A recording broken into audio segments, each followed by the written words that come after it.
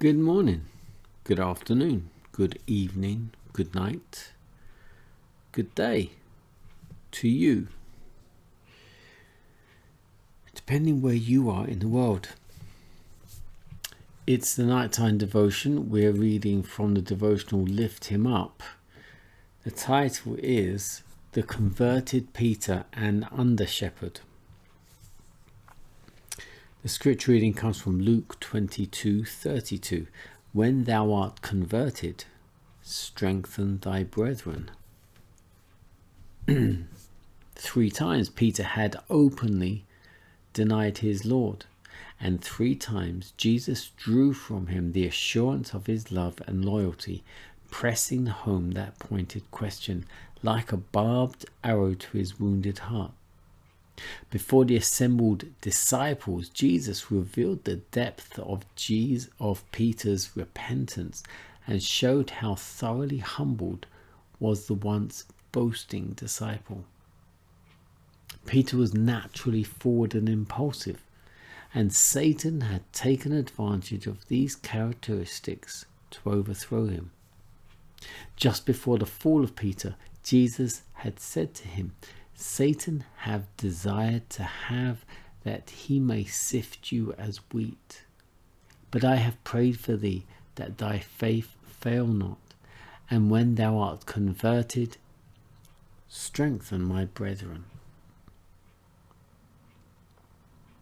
That time had now come, and the transformation in Peter was evident. The close testing questions of the Lord had not called out one forward self-sufficient reply. And because of his humiliation and repentance, Peter was better prepared than ever before to act as shepherd to the flock. Before his fall, Peter was always speaking unadvisedly from the impulse of the moment.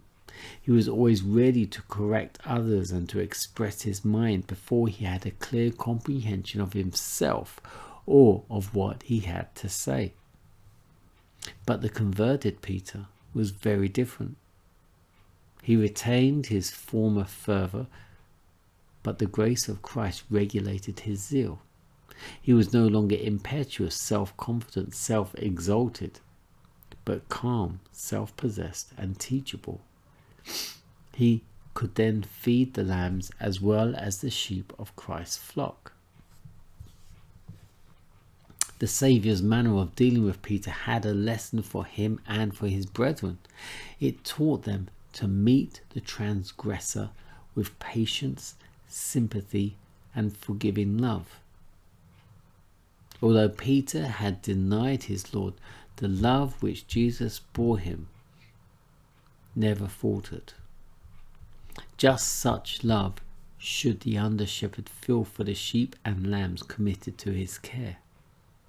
Remembering his own weakness and failure, Peter was to deal with his flock as tenderly as Christ had dealt with him.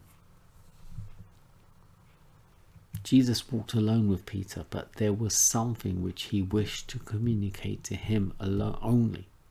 Before his death, Jesus had said to him, Whither I go, thou canst not follow me now, but thou shalt follow me afterwards. To this Peter had replied, Lord, why cannot I follow thee now? I will lay down my life for thy sake. John 13. Peter had failed when the test came, but again he was to have opportunity to prove his love for Christ. Jesus thus made known to Peter the very manner of his death. He even foretold the stretching forth of his hands upon the cross. He felt willing to suffer any death for his Lord.